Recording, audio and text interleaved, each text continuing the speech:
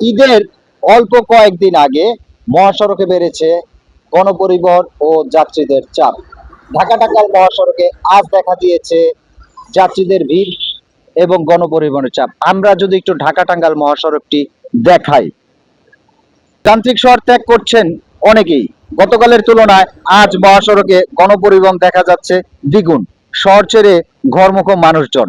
একটা বিষয় জানিয়ে রাখি, সরকারি কর্মচারীদের আজ কিন্তু শেষ কার্যদিবস, ফলে ঈদের আনন্দ ভাগাভাগি করতে ঘরমুখো সবাই।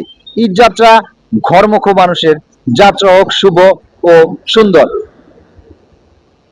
এই ছিল আমার কাছে ঢাকা টাঙ্গাইল মহাসড়কের ঘরমুখো মানুষের সর্বশেষ তথ্য।